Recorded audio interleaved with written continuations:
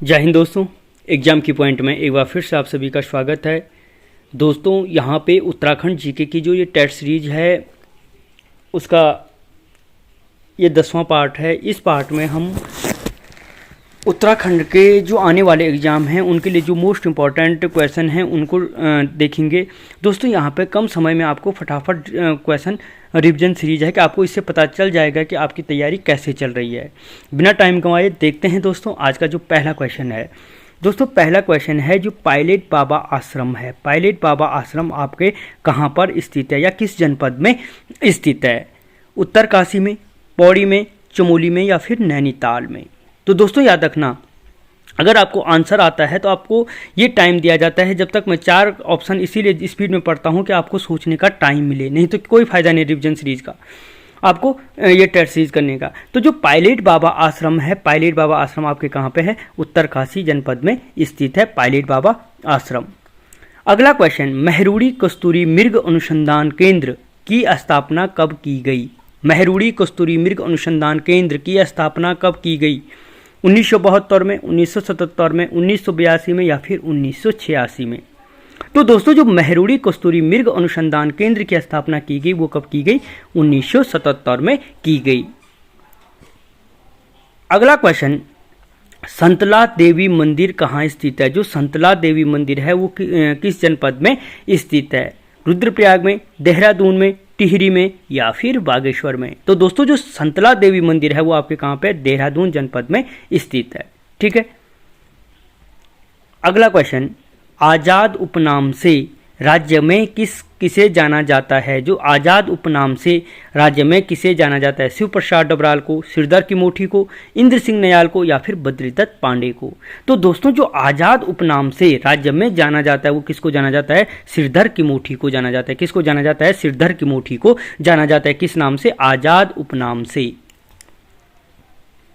अगला क्वेश्चन, दूध गंगा और धर्म गंगा किसकी सहायक नदी हैं? जो दूध गंगा और धर्म गंगा हैं वो किसकी सहायक नदी हैं? अलकनंदा की, मंदाकिनी की, भागीरथी की या फिर भिलंगना की? तो दोस्तों जो दूध गंगा और धर्म गंगा हैं वो सहायक नदी हैं किसकी? भिलंगना की। किसकी सहायक नदी है? भिलंगना की सहायक नदी है दूध गंगा और धर्म गंगा। अगला क्वेश्चन, जीवन ज्योति नामक कविता संग्रह किसका है? जो जीवन ज्योति नामक कविता संग्रह है वो किसका है? सुदर्शन शाह का, कमलेंद्रमती शाह का, मानवेंद्र शाह का या फिर नेपालिया रानी का? तो दोस्तों याद रखना, मोस्ट इंपॉर्टेंट है, जीवन ज्योति नामक जो कविता संग्रह है वो कमलेंद्रमती शाह का है। किसका है? कमलेंद्रमती शाह का है जीवन ज्योति नामक कविता संग्रह। अगला क्वेश्चन, गढ़वाल मोटर यूनियन की स्थापना कब की गई? जो गढ़वाल मोटर यूनियन है इसकी स्थापना कब की गई? 1937 में, 1939 में, 1941 में या फिर 1943 में? तो दोस्तों जो गढ़वाल मोटर यूनियन है, गढ़वाल मोटर यूनियन की जो स्थापना की गई थी वो कब की गई? 1941 में की गई थी। और अगर कभी पूछा जाए कि गढ़वाल मोटर यूनियन की स्थापना कहाँ की गई तो याद रखना कोटद्वार में की गई। कहाँ की गई? कोटद्वार में। ठीक है। और कोटद्वार को अन्य किस नाम से जाना जाता है वो मुझे आप कमेंट बॉक्स में जरूर बताना, या कोटद्वार को किसका प्रवेश द्वार कहा जाता है। अगला क्वेश्चन, शालदेव बिखोती का मेला कब लगता है? रक्षाबंधन को, शिवरात्रि को, विश्व संक्रांति को या फिर कर्क संक्रांति को? तो दोस्तों जो शालदेव बिखोती का मेला लगता है आपके वो कब लगता है? विश्व संक्रांति को लगता है। और अगर कभी क्वेश्चन पूछा जाए कि शालदेव बिखोती का मेला कहाँ लगता है तो याद रखना अल्मोड़ा में लगता है। ठीक है। और उत्तराखंड के मेलों से संबंधित वीडियो बने हैं, आप जा करके इनको डीपली देख सकते हो। दोस्तों जितने भी क्वेश्चन हैं इनके डीपली वीडियो चाहो आप तो चैनल की प्लेलिस्ट में जा करके देख सकते हो। महादेवी वर्मा संग्रहालय किस स्थान पर स्थित है? जो महादेवी वर्मा संग्रहालय है वो कहाँ स्थित है? रामगढ़ में, खुटानी में, रानीखेत में या कालाढूंगी में? तो दोस्तों जो क्या है महादेवी वर्मा संग्रहालय है वो कहाँ है? रामगढ़ नैनीताल में स्थित है। ठीक है, रामगढ़ नैनीताल में स्थित है। अगला क्वेश्चन, पांचू ग्लेशियर किस जनपद में स्थित है? जो पांचू ग्लेशियर है वो किस जनपद में स्थित है? रुद्रप्रयाग में, टिहरी में, पिथौरागढ़ में या फिर उत्तरकाशी में? ठीक है। तो दोस्तों याद रखना जो पांचू ग्लेशियर है वो आपके क्या है? पिथौरागढ़ जनपद में स्थित है। ठीक है, पांचू ग्लेशियर क्या है? आपके पिथौरागढ़ में स्थित है। दोस्तों ये शॉर्ट ट्रिक के साथ बनाया गया है, जैसे सुंदरडुंगा, पिंडारी, मैगतोली, कफनी, सुखराम, ये सारे ग्लेशियर एक साथ इनकी शॉर्ट ट्रिक है। आप चैनल के प्लेलिस्ट में जाकर के देख सकते हो। अगला क्वेश्चन, उत्तराखंड में कुल वन क्षेत्रफल है, इसको मैं कर लेना है कि उत्तराखंड में कुल वन क्षेत्रफल कितना है? 23,303, 24,303, 25,303 या 26,303 वर्ग किलोमीटर। इन पे वर्ग किलोमीटर कर देना। तो दोस्तों जो उत्तराखंड में कुल वन क्षेत्रफल है वो कितना है? 24,303 वर्ग किलोमीटर है। ठीक है, कितना है? 24,303 वर्ग किलोमीटर है। अगला क्वेश्चन, हमेल आभूषण शरीर के किस भाग में प्रयोग किया जाता है? पहली चीज, हमेल क्या है? एक आभूषण है। अगर पूछा जाए कि हमेल क्या है तो याद रखना हमेल एक आभूषण है। अब क्वेश्चन आगे बढ़ता है कि शरीर के किस भाग में प्रयोग किया जाता है? हाथ में, गले में, पाँव में या कमर में? तो दोस्तों याद रखना जो हमेल आभूषण है वो किस में प्रयोग किया जाता है? गले में प्रयोग किया जाता है। किस में प्रयोग किया जाता है? गले में प्रयोग किया जाता है। ठीक है, अगला क्वेश्चन, गर्भवती महिलाओं को निःशुल्क उपचार से संबंधित योजना है। जो गर्भवती महिलाओं को निःशुल्क उपचार से संबंधित योजना है वो कौन सी है? वायुश्री योजना, जनाधार योजना, वंदे मातरम योजना या पालना योजना?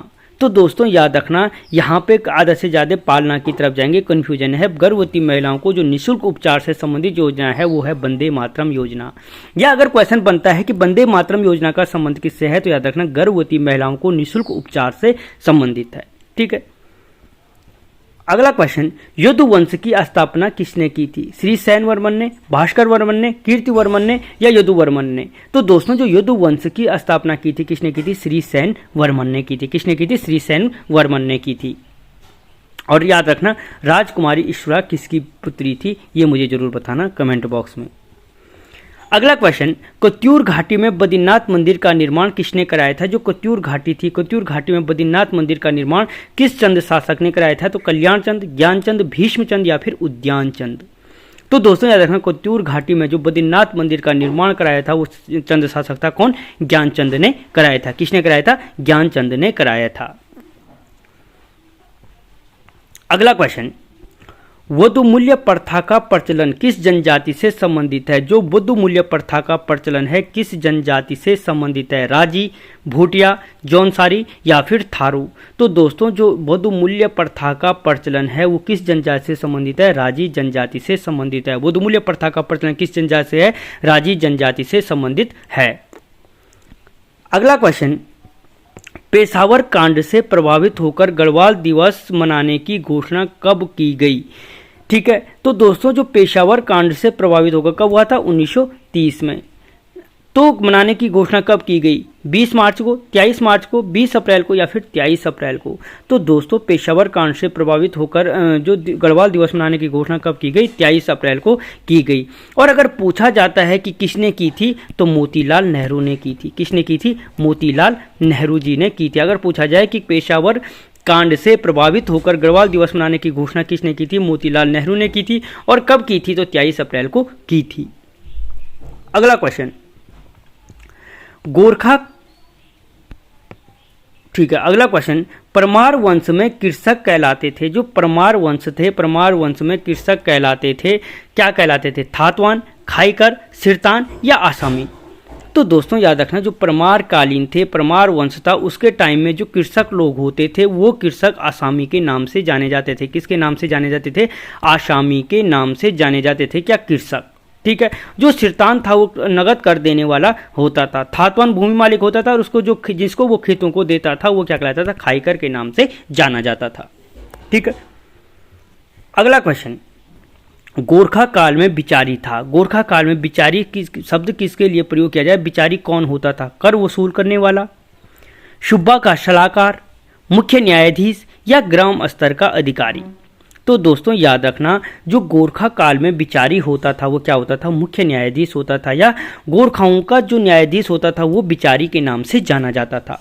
ठीक है, और सबसे बड़ा क्या होता था? सुब्बा, उसके बाद नायब सुब्बा, उसके बाद सूबेदार, फौजदार और फिर क्या होता था? बिचारी होता था। ठीक है, अगला क्वेश्चन, लाल हवेली कविता संग्रह किसकी है? जो लाल हवेली कविता संग्रह है वो किसकी है?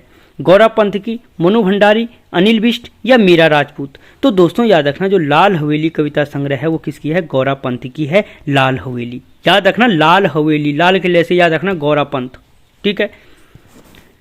अगला क्वेश्चन, हिमालय का पाद कहलाता है, जो हिमालय का पाद है वो क्या कहलाता है? शिवालिक श्रेणी, भावर श्रेणी, तराई क्षेत्र या मैदानी क्षेत्र? तो दोस्तों हिमालय का पाद कहलाता है क्या? शिवालिक श्रेणी। शिवालिक श्रेणी को हिमालय का तलहटी या पाद कहलाता है। अगला क्वेश्चन, लीलाशाह बाबू आश्रम किस जनपद में स्थित है? जो लीलाशाह बाबू आश्रम है वो किस जनपद में स्थित है? नैनीताल में, अल्मोड़ा में, बागेश्वर में या फिर उत्तरकाशी में? तो दोस्तों जो लीलाशाह बाबू आश्रम है वो आपके क्या है? नैनीताल जनपद में स्थित है। लीलाशाह बाबू आश्रम कहाँ पे है? नैनीताल जनपद में स्थित है। अगला क्वेश्चन, नाहन पर्वत श्रृंखला कहाँ स्थित है? जो नाहन पर्वत श्रृंखला है वो कहाँ पे स्थित है? हल्द्वानी में, खुटानी में, रानीखेत में या कालाढूंगी में? तो दोस्तों जो नाहन पर्वत श्रृंखला है, जो नाहन पर्वत श्रृंखला है वो आपकी कहाँ पे है? हल्द्वानी में स्थित है। जो नाहन पर्वत श्रृंखला है वो कहाँ पे? हल्द्वानी में स्थित है नाहन पर्वत श्रृंखला। अगला क्वेश्चन, उत्तर भारत का केरल कहलाता है। उत्तर भारत का केरल के नाम से किसे जाना जाता है? बागेश्वर को, हरिद्वार को, चंपावत को या अल्मोड़ा को? तो उत्तर भारत का केरल जो होता है, उत्तर भारत का केरल उपनाम से जाना जाता है। किसको जाना जाता है? हरिद्वार को उत्तर भारत का केरल उपनाम से जाना जाता है। ठीक है।